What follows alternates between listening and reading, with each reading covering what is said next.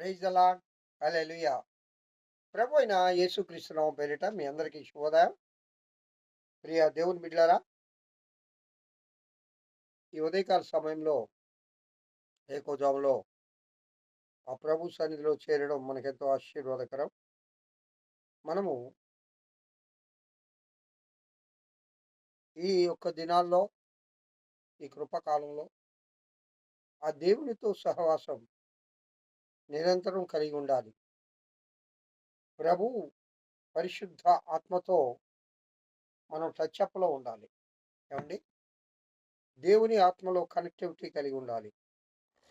దేవుని ఆత్మతో ఐక్యమయ్యే అనుభవం మనకుంటే పరిశుద్ధతలో మనం పరిపూర్ణులం కాగలం. మనం ఎల్లప్పుడూ ప్రభువునందు ఆనందించాలి. అపోస్తలుడైన పౌలు గారు అంటారు, ఆనందించుడి, మరలా చెప్పేదను ఆనందించుడి. ప్రభువునందు ఆనందించాలి. ఆనందించే అనుభవం రావాలంటే నీకు పరిశుద్ధాత్మ అనుభవంలో ఆ ఆనందం దొరుకుతుంది. పరిశుద్ధాత్మలో నువ్వు ప్రభువుతో మాట్లాడాలి. భాషలతో మాట్లాడాలి. ఏకాంతంగా అండి. ఏకాంతంగా. నువ్వు ఈ టైంలో ప్రేయర్ చేసేటప్పుడు పరిశుద్ధాత్మ పూర్ణురాలవై, పరిశుద్ధాత్మ పూర్ణుడవై, పరిశుద్ధాత్మతో నువ్వు మాట్లాడాలి. నీ ఆత్మను పరమాత్మతో ఐక్యం చేయాలి. నీ ఆత్మ పరమాత్మతో ఐక్యమైనప్పుడు ఆ పొందే పరలోక ఆశీర్వాదాలు చాలా గొప్పగా ఉంటాయి. ఆ పొందే సంతోషం, ఆ సమాధానం నీ హృదయానికి ఎంతో గొప్పగా వస్తుంది. నీ హృదయంలో కలిగే సమాధానం, సంతోషం ఈ లోకంలో మరి ఎవ్వరూ ఇవ్వలేరు. దేవుని యొక్క ఆత్మలో ఆనందిస్తే ఆ ఆనందమే పరలోక ఆనందం. దివిలోనున్న ఆశీర్వాదము భువిలో పొందడానికి ప్రభువా నీవు నాకు కృప ఇచ్చావు గదా అంటాడు. అదే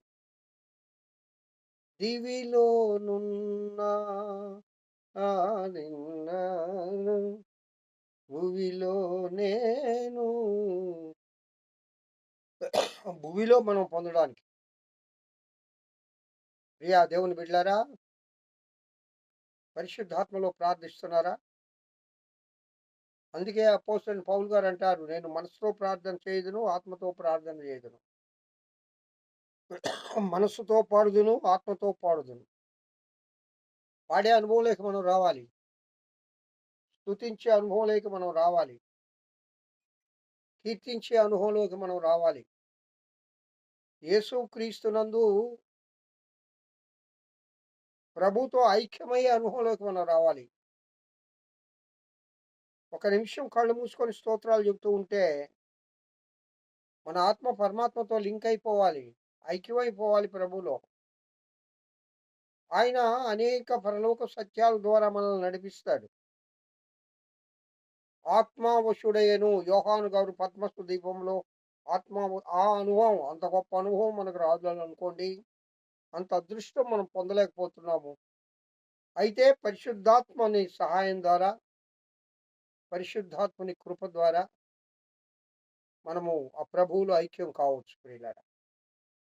ఆ అనుభవంలోకి మీరందరూ రావాలని, అలాంటి అనుభవం నాకివ్వు ప్రభువా అని దేవుని దగ్గర ప్రార్థించాలని మిమ్మల్ని కోరుకుంటూ ఉన్నాను. సత్యము, జీవము మార్గమైన ఆ దేవదేవుని ప్రార్థన చేయాలి ఎక్కువగా.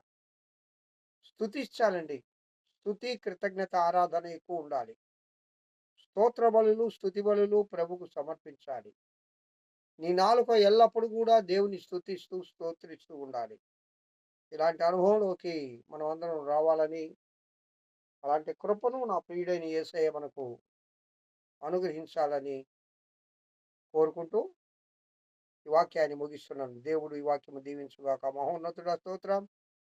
ఈ వాక్యం వింటున్న బిడ్డలందరికీ ఆత్మలో ఆనందించే అనుభవాన్ని దయచేయమని యేసు నామం పేరిట వేడుకొంచున్నాను తండ్రి. ఆమేన్. Praise the lord. Have a good day. ఈ దినమంతా ఆ దేవదేవుని కృపా క్షేమములే మీ వెంట వచ్చునుగాక. హల్లెలూయా.